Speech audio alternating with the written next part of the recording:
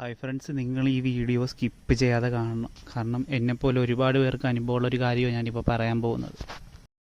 വളരെ ആത്മാർത്ഥമായിട്ട് നമ്മൾ വിശ്വസിച്ച നമ്മുടെ സുഹൃത്ത് നമ്മളെ വഞ്ചിക്കുമ്പോഴുള്ള അവസ്ഥ നിങ്ങൾക്ക് അറിയാമോ? 90% ഫ്രണ്ട്ഷിപ്പ് നശിക്കുന്നത് നമ്മളൊരാളെ ആപത്ത് ഘട്ടത്തിൽ സഹായിക്കുമ്പോഴാണ്, സാമ്പത്തികമായിട്ട്. അതുപോലെ തന്നെയാണ് എനിക്കും ഇപ്പം സംഭവിച്ചിരിക്കുന്നത്. ഞാൻ 1.5 മാസത്തിനുള്ളിൽ അവൻ പൈസ തിരിച്ചു തരാമെന്ന് പറഞ്ഞ് എന്നെ കബളിപ്പിച്ച് എന്ന് വേണമെങ്കിൽ പറയാം. എന്നെ പറ്റിച്ച് പൈസ വാങ്ങിച്ച് എന്ന് ഇപ്പം പറയാം. കാരണം അവനോടുള്ള വിശ്വാസത്തിൻ്റെ പുറത്താണ് അങ്ങനെ ചെയ്തത്. ഒരു രേഖയോ തെളിവോ ഒന്നുമില്ല. വാക്കാൽ പറഞ്ഞതും മെസ്സേജ് അയച്ചതും മാത്രമേ എൻ്റെ കയ്യിലുള്ളൂ. എൻ്റെ കയ്യിൽ ഫണ്ടില്ലാഞ്ഞിട്ട് എൻ്റെ ബജാജ് കാർഡ് വെച്ച് ബജാജിൽ സാധനം വാങ്ങിച്ച് ആ ഫണ്ട് അവൻ മറിച്ചാണ് പൈസ എടുത്തേക്കുന്നത്. അതിൻ്റെ EMI മൊത്തം ഞാൻ അടച്ചു തീർത്തു. 1.5 മാസം കൊണ്ട് തീർക്കാമെന്ന് പറഞ്ഞ പൈസ അവൻ 2-2.5 ഇപ്പം 3 വർഷം കഴിഞ്ഞ് ഇതുവരെ അവൻ എനിക്ക് പൈസ തന്നിട്ടില്ല. പിന്നീടാണ് ഞാൻ അറിഞ്ഞത് എന്നെപ്പോലെ ഒരുപാട് പേര് അവൻ ഇതുപോലെ ട്രാപ്പിലാക്കിയിട്ടുണ്ട്.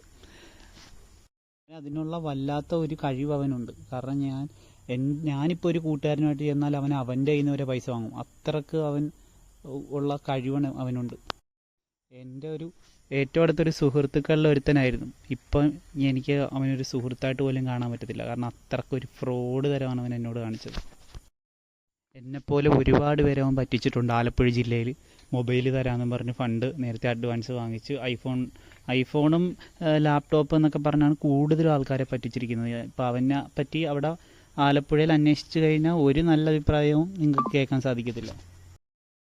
ഈ വീഡിയോയിൽ ഞാനിപ്പോൾ അവൻ്റെ പേരോ ഡീറ്റെയിൽസോ അവൻ്റെ വാപ്പാടെ പേരോ ഉമ്മാൻ്റെ പേരോ ഒന്നും ഞാനിപ്പോൾ പറയുന്നില്ല. ഈ ഒരു മാസം കൂടി ഞാൻ നോക്കും. എനിക്ക് തരാനുള്ള പൈസയിൽ എന്തെങ്കിലും തീരുമാനം എനിക്കാകണം.